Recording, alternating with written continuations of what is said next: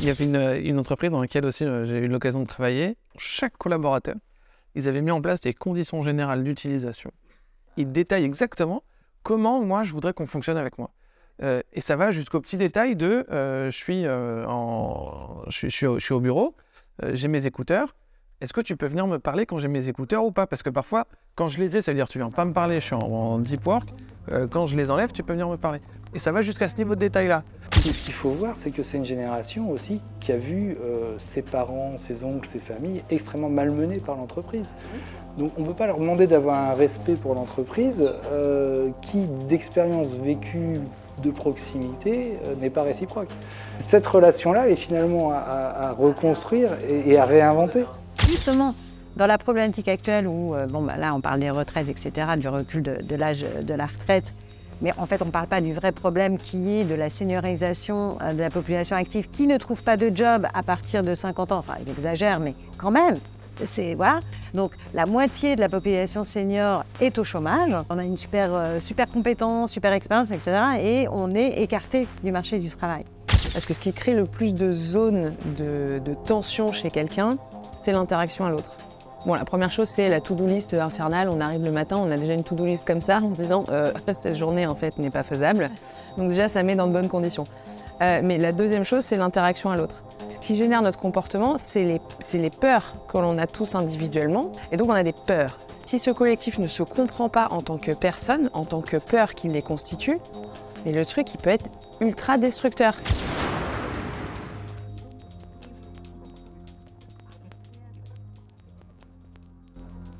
Bonsoir. Bonsoir. Enchantée, Maud.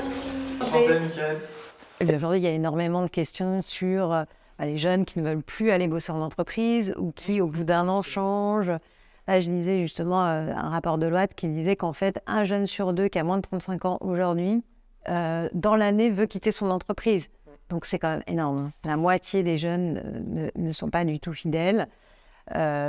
Quand on interroge les jeunes lipofètes, enfin moi je sais qu'à la sortie de l'école, l'objectif, le Graal, c'était d'intégrer une grande boîte, un grand cabinet de conseil, etc. Aujourd'hui, pas du tout. Comment l'entreprise telle que nous on l'a connue, elle a tellement peu changé, elle s'est tellement peu adaptée aux nouveaux modes de travail, aux nouvelles, à la quête de sens des nouvelles générations. Aujourd'hui, les outils technologiques, je pense que tu as été bien placé pour le savoir, nous permettrait de faire de l'ultra-individualisme par rapport aux règles et à l'accompagnement de chacun. Et c'est ce qui permet, reconnaître l'individu. Je trouve qu'aujourd'hui, je ne sais pas ce que vous en pensez, mais aujourd'hui, l'approche collective, il y a du collective washing en permanence, quoi. C'est le côté tous ensemble. Oui, tu veux dire qu'il y a sauf nier l'individu. Oui, voilà, exactement. C'est et au contraire donner le meilleur de soi. Voilà. Ouais. Et c'est développer le collectif par et pour l'individu et développer l'individu par et pour le collectif. Ouais. Normalement, il y a cette respiration-là. Ouais. Et ça manque souvent. Je vois des entreprises qui décident de changer de modèle et de dire voilà, à partir de maintenant, on va tout faire en collectif. Ouais. Alors, on a un engagement de dingue qui est, du coup, si on parle comportemental, le sur-engagement, c'est pas bon non plus. Hein. Et on se retrouve dans un engagement où les personnes sont tellement impliquées qu'elles contribuent énormément à l'entreprise. Mais finalement, si j'étais un petit peu trivial et grossier, pas sur ce pourquoi elles étaient là à la base. Ouais. Donc en fait, elles négligent leur mission au bénéfice d'un collectif. Et c'est cet équilibre. C'est cet équilibre-là qui, à mon sens, c'est difficile à trouver. Et je trouve qu'on manque de respect pour l'individu, en fait, pour l'individualité. Mais on le voit, ça commence à l'école. Hein, bien sûr. Je te suis complètement.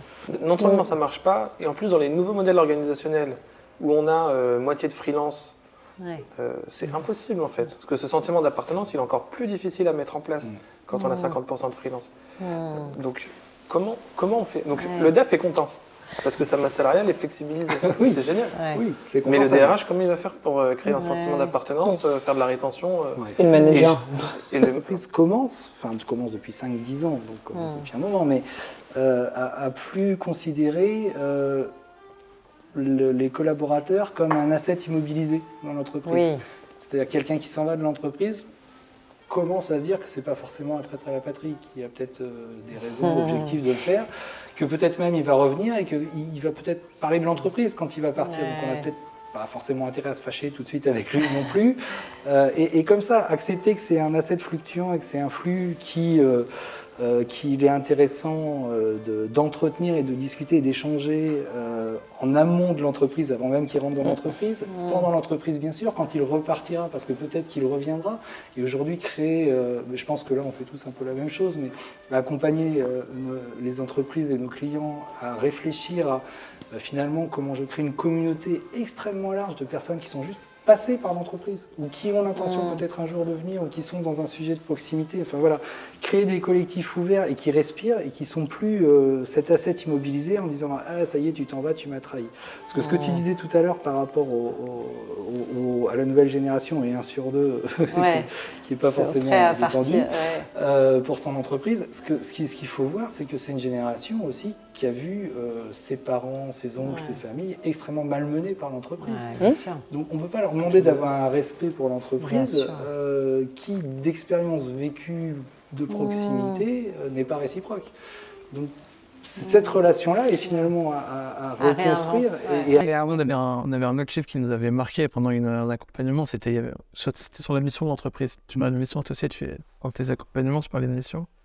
Il y avait 2 collaborateurs sur 3 qui étaient incapables de dire quelle était la mission de l'entreprise. Mais à partir de quand on va créer un collectif quand on ne sait pas quelle est la mission de l'entreprise? Ça veut dire que pourtant, elle peut être placardée sur tous les murs. Alors, mais c'était vrai même au niveau de la direction générale. En fait, plus tu placardes sur les murs en général, moins ça veut dire que les gens la connaissent. Ouais, c'est ça. C'est un signe hyper factuel. Oui, pareil pour les valeurs. Moi, ce qui m'a vraiment frappée, moi j'ai toujours été très intéressée par le management parce que je me suis jamais retrouvée dans le management à la française. Et c'est quand j'ai travaillé aux États-Unis que là je me suis dit ah oui, donc il y a une autre forme de management possible et je m'y retrouvais beaucoup plus. En tant que manager, on grandit avec la personne qu'on fait grandir et voilà, c'est un échange. Et c'est pas je suis là, l'autorité, je connais mieux les sujets que toi, donc tu fais, t'obéis. Et c'est un peu ce qu'on apprend à l'école depuis le départ. Donc c'est vraiment, c'est notre projet éducatif qui est comme ça. C'est vous êtes tous alignés derrière des tables, vous apprenez, le prof est sur la... Bon, je caricature évidemment. Mais quand même, il y a beaucoup de ça. Il est sur son estrade, il donne un cours magistral, les gens doivent noter et hop, on apprend comme ça.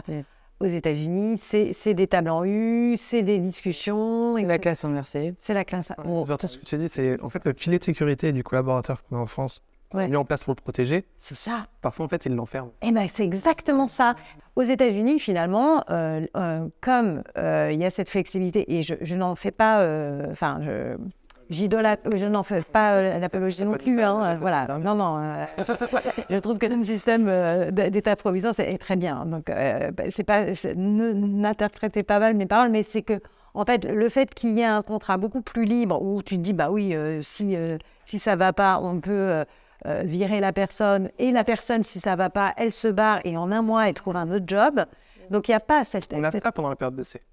C'est complètement libre pendant la période. Oui, c'est vrai. Oui, mais sauf qu'en France, même si pendant la période d'essai, tu dis bah non, ça me plaît pas, va retrouver un job ailleurs, etc. C'est pas simple de trouver un job en France. Donc en fait, c'est ça. Il y a une forme de prise, effectivement, de ce sentiment d'être prisonnier d'un job parce que justement le marché de l'emploi est pas simple, mais qui du coup crée des dysfonctionnements. Dans les rapports, les relations entre justement les différents collaborateurs de l'entreprise et surtout en termes de management. Et il y a 2 éléments dans l'entreprise qui sont quand même forts par rapport à ça. C'est un contrat de travail, donc un contrat de subordination que tu signes, où tu mets un genou à terre et tu t'engages à te mettre au service d'eux. Ah mais très clairement. Mais ça reste un problème de structuration, à mon sens, de structuration de valeur dans l'entreprise. C'est-à-dire que le dirigeant reste celui aujourd'hui, dans l'inconscient collectif, c'est censé être celui qui sait. Le sachant, et qui a la vision. Faut avouer, ça, je ne sais pas du tout. Celui qui l'est, c'est pas forcément celui qui sait. Mais précisément, mais il y a cette confusion-là. Et aujourd'hui, d'ailleurs, on parlait des managers. Le manager d'une équipe, pendant longtemps, c'était le meilleur de l'équipe ou c'était le plus ancien de l'équipe. C'était pas quelqu'un qui était taillé pour manager. C'est pas une question de compétence. Il y a beaucoup de managers qui n'aiment pas manager, d'ailleurs. Oui. Alors que, on y perd, Pardon ? On y perd. Parce que comme le manager est le meilleur, c'est celui qui performe le plus. Oui, c'est le syndrome de Peter, c'est que du coup... Quand tu passes manager, il y a plus de super performeurs dans l'équipe. Donc, l'équipe performe moins. Donc on a enlevé le meilleur élément de l'équipe qui ne produit plus. Et l'équipe aussi n'a plus cette locomotive qu'elle avait avant. Donc qu'est-ce qui se passe avec les meilleurs managers? Ils ne prennent pas leur rôle, ils continuent à travailler. Parce que c'est comme ça qu'ils s'est pas fait, surtout quand c'est des experts. Et les autres n'ont plus de manager pour être l'idée. Donc bref. C'est la cata. Parce que c'est vrai, tu vois, par exemple, dans nos métiers, par exemple pour les créatifs, en fait, la seule façon de progresser, c'est d'être DC, directeur de création. Mais il y a plein de créatifs. Ils veulent pas. Ils disent. De créer. Exactement. Ils disent, mais moi, je ne me vois pas gérer d'autres créatifs. Hein. Ouh là là, parce que souvent, il y en a qui sont introvertis, etc. C'est pas leur. Mais en France, tu ne fais augmenter ton salaire et ton statut que si tu deviens manager, donc directeur de création. Aux US, encore une fois, c'était très différent. Tu pouvais être créatif senior, justement avoir beaucoup d'années derrière toi, etc., être super valorisé, avoir un meilleur salaire, etc., et pas passer directeur de création. C'est pas grave. Est-ce que tu peux être directeur de création sans être créatif? Non, tu dois être quand même l'idée. Ouais, non, parce que tu dois le meilleur de chacun. Non, tu dois connaître quand même le travail. Ouais, et puis savoir ce que c'est. Enfin, tu vois, pour juger d'être une bonne idée créative, il faut quand même avoir été à un moment donné à la création soi-même, je pense. Mais le client, lui, ne l'est pas forcément. Ça, c'est hyper intéressant. Tu ne l'es pas. Peut-être client qui veut juger des pas créatif. Ah bah oui, mais enfin, souvent, c'est des pièces peu créatives et qui achètent des mauvaises idées, etc. Donc, de toute façon, ouais. Donc, on a intérêt à avoir des... Ça arrive à donner du sens à un créatif devant un client absolument pas créatif. C'est celui qui te demande de faire la pub à l'ancienne sur les lessives, bon, sans citer personne, hein. Mais tu sais, les vraies pubs à l'ancienne, ça ne pas être facile à motiver un créatif sur un projet, en fait, c'est le bride. Ou alors peut-être qu'il y a des créatifs old school. Justement, le directeur de création, il est là aussi pour avoir ce recul nécessaire, pour pouvoir expliquer aux clients ce qui est bien dans la création, etc. Et justement faire le tampon pour que le créatif n'ait pas tous les... C'est un rôle bien particulier, il va complètement changer par rapport à quand il était créatif. Mais il doit être quand même capable de... Oui. Tu vois, c'est un rôle différent. Ouais. Il est capable de ça et d'autres choses. Je fais un tampon avec un client. Un créatif introverti, ça peut être une chose. Oula. Et puis il va être très talentueux. Finalement, le mal-être est créé par du mauvais management. Et parce que, comme tu disais, quand on progresse, on devient manager. Mais il n'y a pas d'outil. Enfin, oui, bon, il y a peut-être le petit manager, là, le manuel du petit manager. Mais bon, c'est pas comme ça qu'on apprend à manager. Et justement, dans la problématique actuelle où, là, on parle des retraites, etc., du recul de l'âge de la retraite. Mais en fait, on ne parle pas du vrai problème qui est de la seniorisation de la population active qui ne trouve pas de job à partir de 50 ans. Enfin, j'exagère, mais quand même. Voilà. Donc, la moitié de la population senior est au chômage. Donc, or, on est en pleine forme prêt et on a une super compétence, super expérience, etc. Et on est écarté du marché du travail. Alors qu'aujourd'hui, on est moi je parle pour moi parce que j'ai jamais connu d'autres entreprises que les agences de pub, mais on est lancé dans le grand bain sans rien. Alors là, pour le coup, le jour de ton arrivée, il n'y a même pas pas d'ordi, pas de téléphone, enfin bon, bref, tu n'as même pas de place. Hein, c'est là, personne n'est au courant que tu arrives. Bon, et ça à n'importe quel niveau. Hein, donc c'est même pas parce que tu es junior, même plus senior, bon voilà. Et quand tu arrives à surnager, tu passes manager. Tu passes ça. Et ça, c'est le diplôme. Ouais, c'est le diplôme. J'ai gagné, je suis passé manager, j'ai passé les notes. Ouais, et comme les jeunes, quand tu étais jeune, tu es arrivé comme ça, tu vas pas aider les petits jeunes à grandir, à les onboarder, etc. Non, comme toi, tu as été comme ça. Enfin, je veux dire, ça, c'est la reproduction. Tu vas monter les marches jusque la tour tout en haut, et dès que tu es tout en haut, tu essaies de mettre un maximum de barrières, de plafonds de verre. Tu vas avoir un bureau vitré et fermé. Voilà. Exactement. C'est ça. Mais toi, c'est ce que tu fais justement, c'est ce que j'allais dire, reverse mentoring et autres. Alors, on a dit tout à l'heure, on a parlé tout à l'heure du besoin d'écoute de chacun et de trouver où est-ce que lui, il trouve son sens dans l'entreprise, dans son job. L'offre de développement qu'on lui propose, il faut que ce soit un développement qui lui convienne. Il ne faut pas le faire passer manager parce que, en fait, c'est la seule évolution qu'on puisse te proposer. Donc, il faut lui proposer les deux. Pour lui proposer les deux, il faut l'écouter. Il faut lui poser des questions. Parce que, comme tu disais tout à l'heure, il n'y a pas de norme. Aujourd'hui, passer manager, c'est une norme. Il n'y a pas de norme. Chacun a ses velléités. Chacun trouve du sens dans sa tout le monde n'a pas une âme de leader. Hein. Et nous, on met en place justement cette plateforme qui va permettre à chacun de trouver sa place en tant que mentor. Et on a l'ambition que le mentorat, c'est pas seulement une action ponctuelle, mais c'est un nouveau rôle dans l'entreprise. Parce que non seulement tu vas être directeur, tu vas être directeur commercial, mais en plus tu vas être mentor. Et en tant que mentor, tu as accompagné 10 personnes depuis 2 ans, et ces 10 personnes-là, aujourd'hui, elles sont épanouies dans l'entreprise parce qu'elles sont allées voir le manager, elles ont dit non, moi je ne veux pas passer manager. Et ils ont trouvé le sens, ils ont trouvé la trajectoire qu'ils ont envie de suivre. Et il va plus être reconnu par sa capacité à accompagner, et c'est comme ça qu'il va briller, parce que malgré tout, on veut briller, et lui, c'est comme ça qu'il va briller, parce qu'il aime accompagner, plutôt que par son titre. Et il y a d'autres types de personnes dans l'entreprise qui ne sont pas mentors, qui eux, ils sont coachs. C'est une autre position d'accompagnement. On ne va pas être dans le partage d'expérience, on va plutôt être dans le questionnement. On ne va pas avoir de réponse à donner. Mais en revanche, on va savoir poser les bonnes questions. Et les personnes qui vont être questionnées vont s'interroger, vont se poser les questions. En tant que mentor, il faut avoir cette envie-là de transmettre. Il y en a pour qui ça fait partie de leur système de valeurs de transmettre. Et certains, tu parlais des seniors, vont trouver du sens dans la transmission. Au-delà de leur job de tous les jours. Et ils vont partager une expérience extraordinaire. Et dans l'entreprise, on va vouloir les garder, ces gens. Donc, à la fois, ça va donner du sens pour les seniors, ça va pérenniser les compétences, parce que parfois, les gens partent, on a perdu les compétences. Complètement, la compétence. Et il y en a beaucoup qui a une compétence orale. Et elle se transmet oralement, Et donc, l'entreprise, elle va devenir pérenne.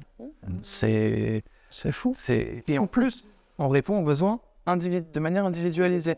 On ne répond pas avec un grand groupe. Un faux collectif. On va chacun prendre ses attentes, ses questions, on va les traiter, et on va apporter des réponses. Mais tu vois, il y a un article qui a été publié dans le New York Times, je crois, une semaine. Justement, il y avait une Française qui avait été interviewée sur le fait qu'à 59 ans, elle a perdu son job. Elle était dans le marketing, je crois, et elle a eu 70 entretiens d'embauche, ou 70 entretiens d'embauche, on lui a dit « vous êtes trop vieille, on ne peut pas vous embaucher », etc. Les employeurs étaient assez francs, quoi, pour le coup, en disant « voilà ». Mais c'était aux États-Unis?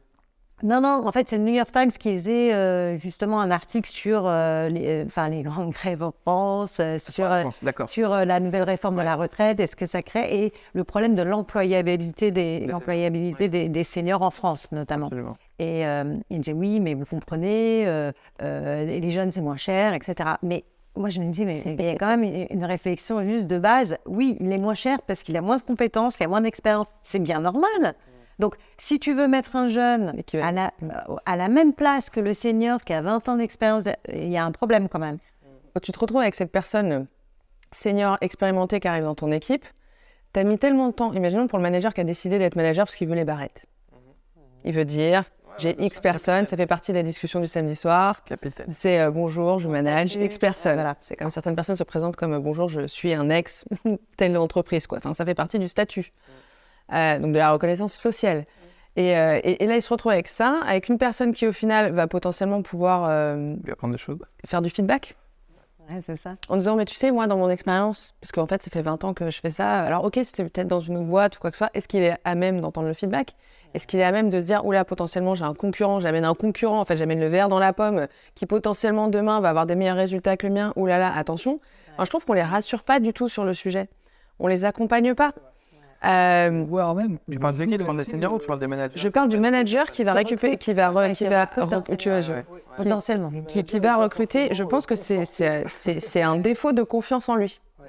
T'as raison. Et souvent, c'est déguisé dans vous êtes surqualifié. Voilà, vous êtes surqualifié pour le job. Moi, avant justement de me lancer dans l'expérience entrepreneuriale, j'ai à un moment donné, je me suis dit, je vais peut-être chercher un job justement dans la RSE. Enfin, c'était ça mon idée au départ.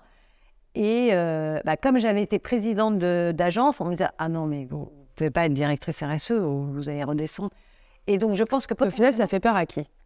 Parce que si tu regardes. Parce que moi, j'étais là, mais non, mais moi, je suis prête à diminuer mon salaire, je suis là pour apprendre et j'ai une super envie.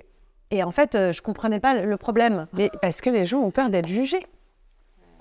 Tu vois, les gens, il y a une peur, enfin on est tous, c'est pour ça qu'on travaille beaucoup le comportement aussi dès le départ. C'est-à-dire que au-delà de dire, tout à l'heure je rigolais en disant B4, F5, mais c'est vrai que dans les entreprises, c'est je suis dans telle direction, dans tel silo, je suis N-1, N-2, on parle toujours en N-.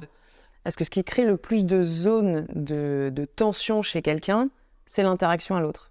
Bon, la première chose, c'est la to-do list infernale. On arrive le matin, on a déjà une to-do list comme ça, en se disant cette journée, en fait, n'est pas faisable. Donc déjà, ça met dans de bonnes conditions. Mais la deuxième chose, c'est l'interaction à l'autre. Et le manager, de la même manière. Et donc, on arrive tous, et en fait, ce qui génère notre comportement, c'est les peurs que l'on a tous individuellement, qui sont les mêmes, mais qui sont par contre dosées différemment selon notre inné et notre acquis, souvent dans l'enfance, mais après aussi dans les changements pro ou perso importants dans notre vie. Et donc, on a des peurs. Si ce collectif ne se comprend pas en tant que personne, en tant que peur qui les constitue, mais le truc, il peut être ultra destructeur. On est tout le temps, on apprend toujours à convaincre. On apprend toujours à convaincre, et dans la discussion et dans l'échange, très peu à écouter. On est structuré comme ça, on apprend à prendre la parole, à se justifier. Et du coup, on apprend aussi très peu à faire confiance. Parce que finalement, accepter un feedback de l'autre, c'est faire confiance a priori. C'est se dire que ce qu'il me dit peut être plus intéressant que destructeur, que son intention est louable. Voilà. Et c'est assez contre-intuitif. Mais ça, tu parles pas aux gens que tu connais pas. Ça, oui, si le feedback est bien fait, positif. Alors, tu vois, quand je vous écoute, j'étais pareil, mais avec quelques années, j'ai changé, je pense, un peu de prisme, c'est qu'on dit toujours, c'est à nous d'accepter le feedback. Donc l'effort est à nous. C'est-à-dire que la personne nous donne le feedback et c'est à nous. Donc oui. Moi je trouve que celui qui donne le feedback, il doit faire super attention dans la façon dont il doit. Oui, mais alors faire attention sur quoi? Tu vois, c'est quand on n'a pas les éléments, c'est-à-dire que je pense qu'en fait, le problème, c'est que les gens ne donnent pas leur grille de lecture ou leur grille de fonctionnaire. C'est-à-dire d'apprendre pour bien accepter. Et moi, sincèrement, ça fait pas très longtemps que j'ai découvert ça, ça fait que quelques années. Et quoi la signature? Justement, il y a ça en fait. Dans la signature, il y a quoi? On est tous composés de 4 peurs, et de ces peurs-là, on a tous besoin d'être nourris. Donc les peurs génèrent des moteurs. On a tous les mêmes moteurs, on a tous 4 moteurs. C'est une voiture à 4 couples, on a tous 4 mêmes moteurs. Selon notre vécu, selon qui on est, selon notre personnalité, tu as besoin de plus ou moins le nourrir. Typiquement, quelqu'un qui a un moteur de reconnaissance fort, c'est quelqu'un qui a besoin d'exister parce qu'il a peur. Il a extrêmement peur d'être ignoré. Il a peur d'être invisible. Ça, c'est quelque chose qui pourrait... Donc ça, c'est les personnes qui sont très statutaires, qui cherchent les barrettes, qui cherchent à être sur le devant de la scène et autres. Beaucoup de managers sont comme ça. Typiquement, le manager, tu lui fais un feedback très concret en disant « Écoute, A plus B, t'es pas dans les temps et autres », sans avoir nourri au préalable son besoin de reconnaissance. Ou un créatif aussi. Les créatifs, souvent... Alors, je veux pas faire de généralisation parce que tout le monde est différent, mais... Pour dire, par exemple, là... des rôles en fonction de ses moteurs. En fait, c'est ça. C'est qu'ensuite, en fonction de la personne, donc soit tu le sais parce qu'on a fait l'exercice collectif ou tu sais que, par exemple, moi, je sais que, par exemple, tu as ce moteur-là en premier. Par exemple, imaginons que tu es créatif et que tu as ton moteur de reconnaissance qui est le premier. Pour te faire le feedback, je vais te dire, écoute, franchement, super job. C'est génial. Tout le monde... c'est super agréable d'entendre super job.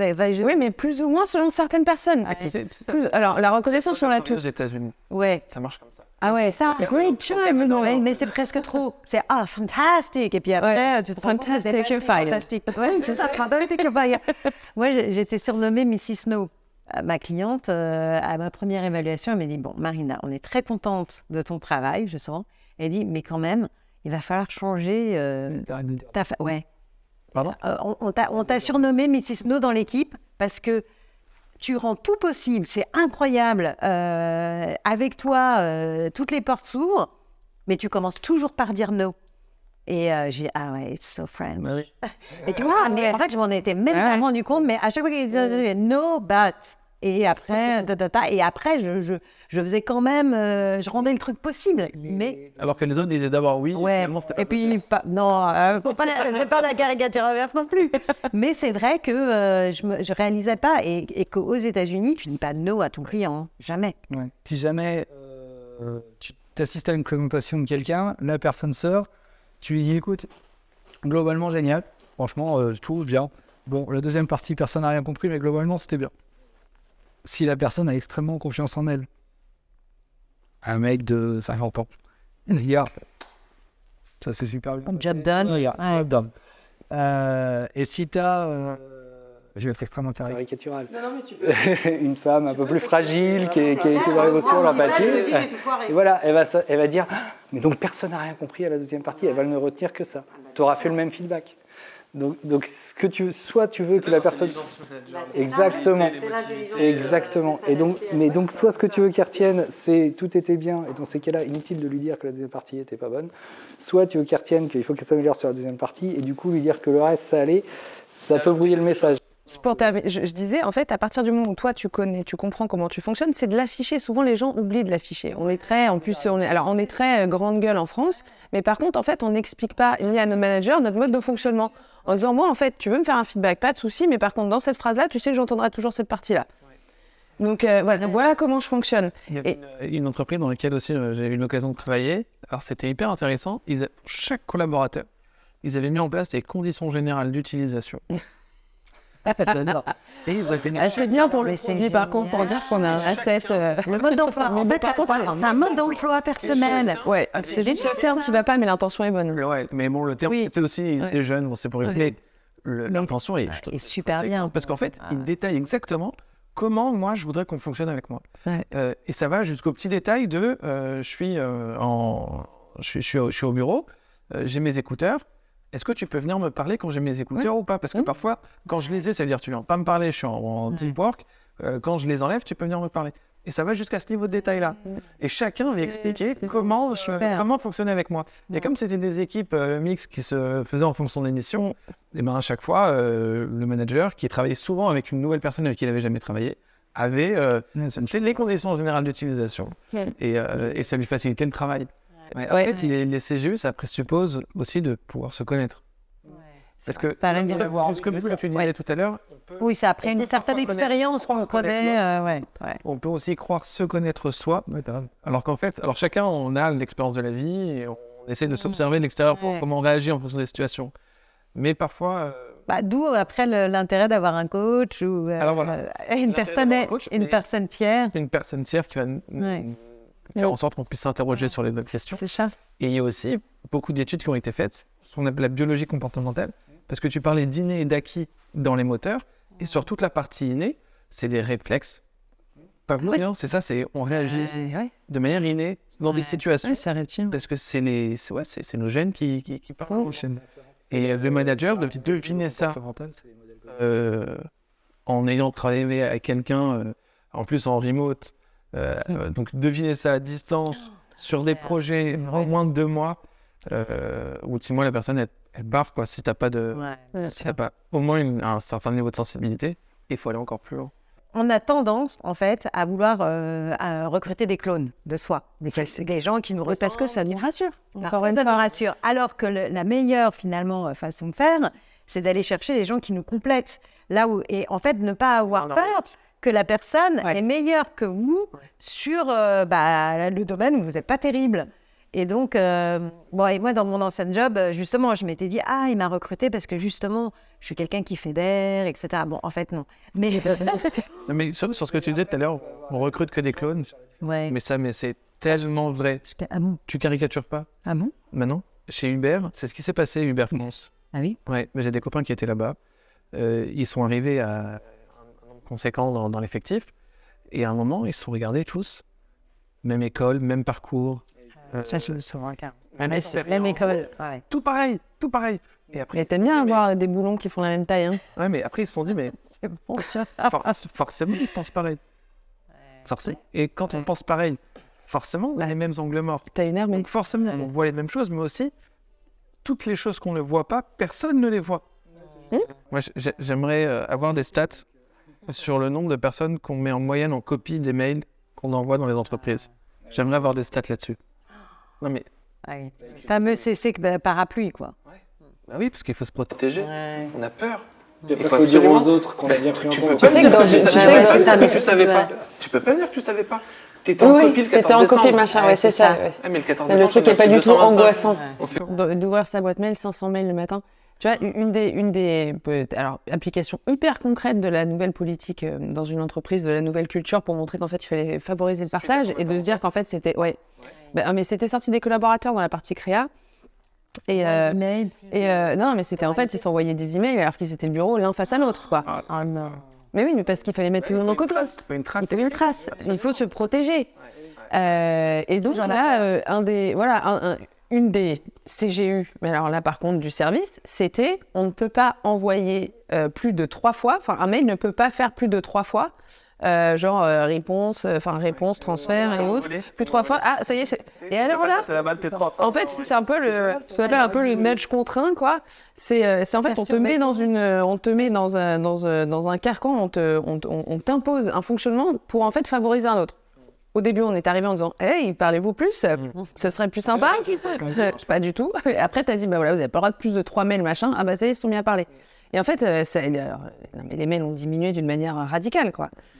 C'est bon pour la planète aussi. Ah ouais, ça a vraiment bien marché, ouais. Ouais, ça a vraiment bien marché. Parce qu'il y a un truc dont on n'a pas parlé. Non, je sais pas si on en parlera, mais c'est les réunions. Au secours, la réunionnite aiguë. Mais moi, c'est ça que je salue depuis que je suis entrepreneuse. Plus de réunions. Tu connais la réunion porte ouverte? Non, mais attends, pourquoi je relis ça au mail? Parce que les 225 mails que tu reçois dans la journée, tu peux pas les traiter parce que tu es en réunion. Soit tu les traites en réunion et donc les réunions n'est pas efficace. Soit tu les traites pas, tu fais tes réunions, tu les rends efficaces, mais du coup ça s'accumule et tu travailles la nuit. Ouais. Alors nous, il y a ces réunions 45 minutes pour avoir systématiquement 15 minutes de battement, soit pour débriefer ou exactement. Des temps informels parce qu'à un moment donné, ta réunion, quand tu passes 15 minutes à dire sinon le week-end c'est sympa, ouais, au fait, ta fille, nana. Donc en fait, 45 minutes, c'est que t'as pas le temps. Donc 45 minutes, c'est, tu sais, donc. C'est important ce temps quand même. Oui, mais en dehors des réunions, mais t'as des machines à café. Mais quand on est à distance, on n'a pas ce temps. Donc... Mais en fait, souvent, c'est le quart d'heure. En fait, c'est le dernier quart d'heure qu'ils utilisent pour ça. En général, quand c'est à distance, ils utilisent ce dernier quart d'heure pour ça.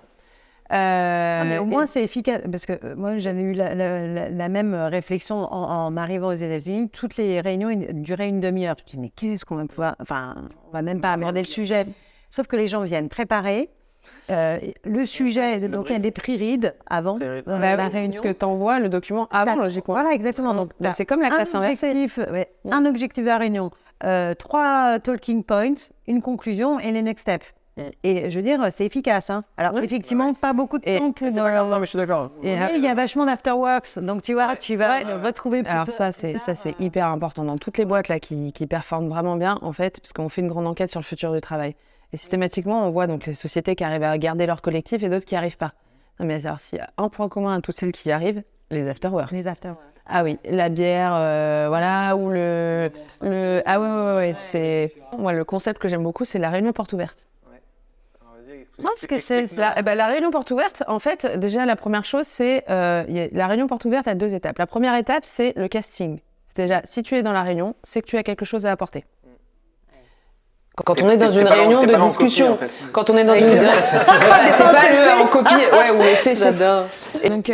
Donc, il faut que tu sois déjà jugé utile. Voilà. Et donc, à un moment donné, pour être jugé utile, pose la question aux gens. Parce qu'en fait, souvent, l'organisateur de la réunion, il a la goutte comme ça en se disant « Ouh là là, mais si j'invite pas un tel, mais ça va être une catastrophe, il va m'en vouloir. » Non.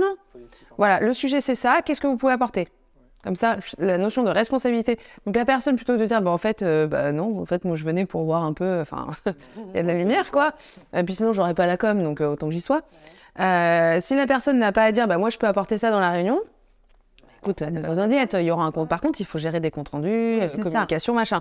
Et la réunion porte ouverte, c'est qu'en plus de ça, en fait, quelque part, t'es en réunion, la porte est ouverte, c'est-à-dire qu'en fait, si le sujet, tu vois que t'as rien à apporter, tu t'en vas. Et tu t'en vas.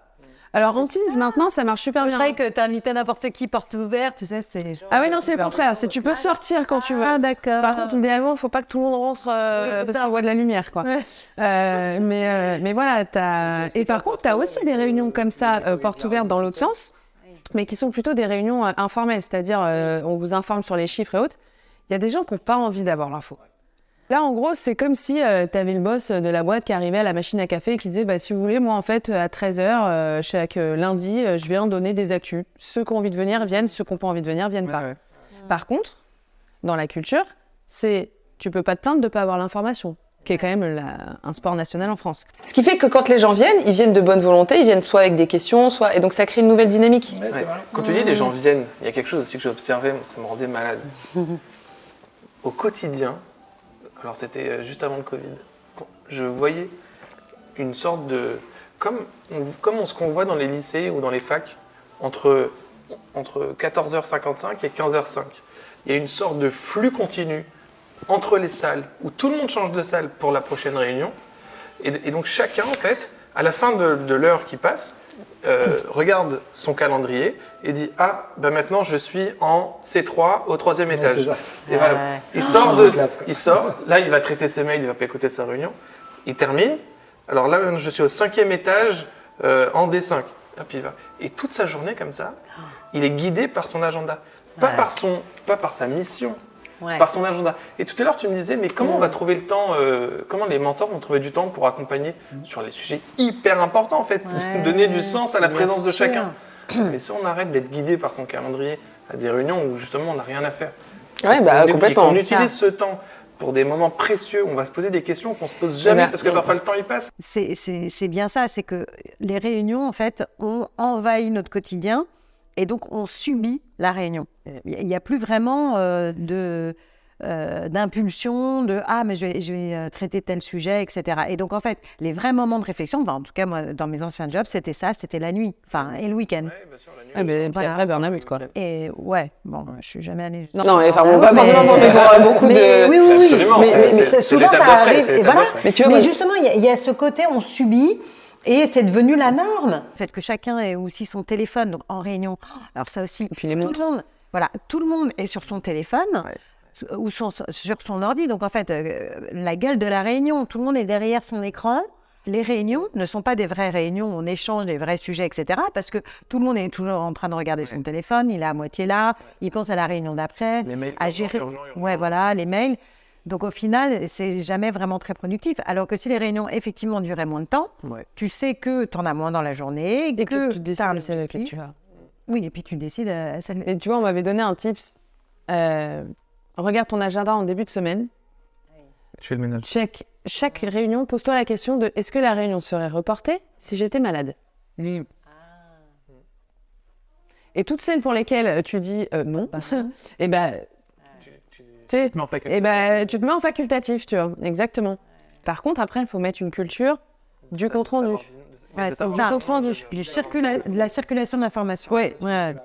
Alors maintenant avec les podcasts qui se sont développés, notamment avec Surécoute, il y a des entreprises qui enregistrent les réunions et les diffusent en podcast.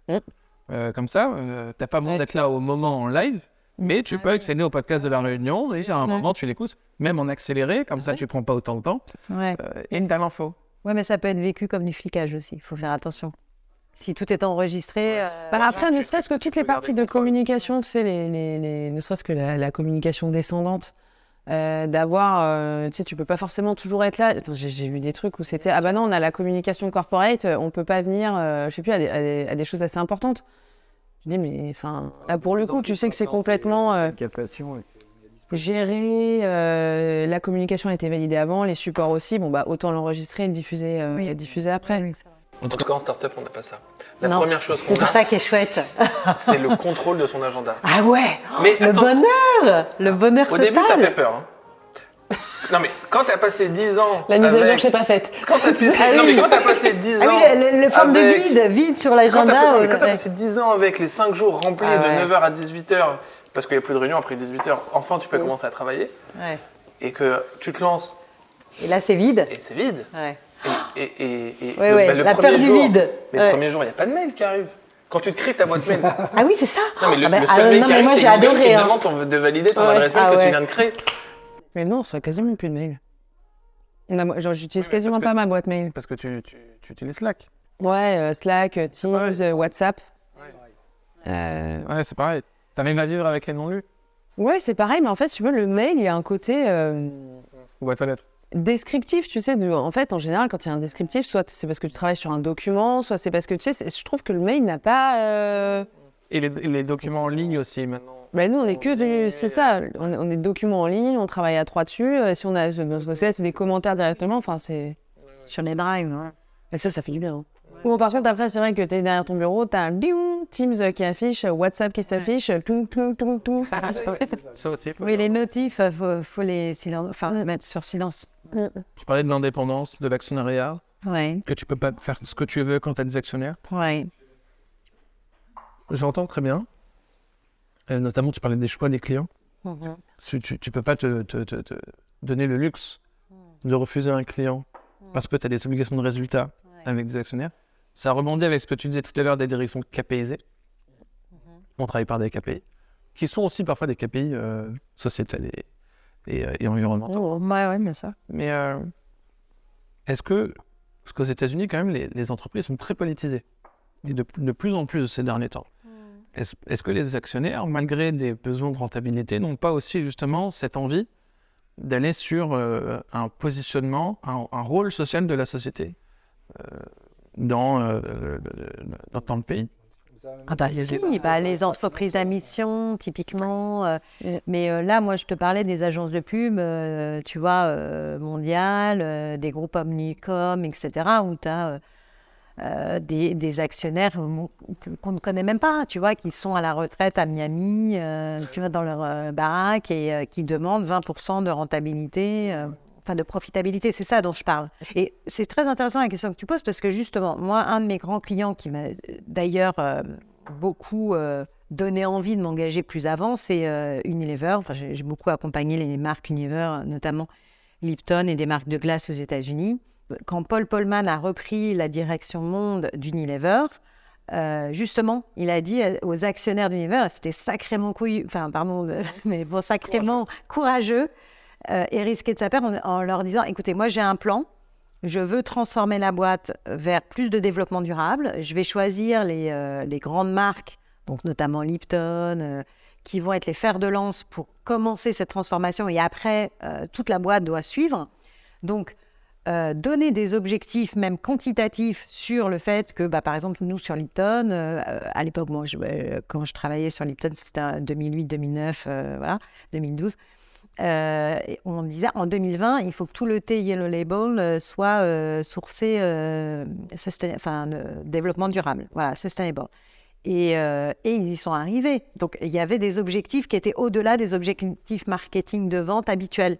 Et ça, c'était cascadé dans toute l'organisation. Et c'est Paul Polman qui l'avait, entre guillemets, il avait cette vision, mais il a aussi demandé à ses actionnaires d'être patients. Il a dit, en fait, on ne peut pas avoir des résultats court-termistes. Je ne peux pas continuer à avoir le même profit sur la marque Lipton si je commence à prendre en compte justement le développement durable.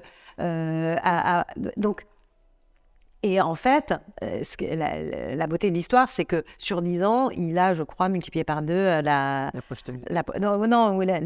valeur de l'action du groupe Unilever.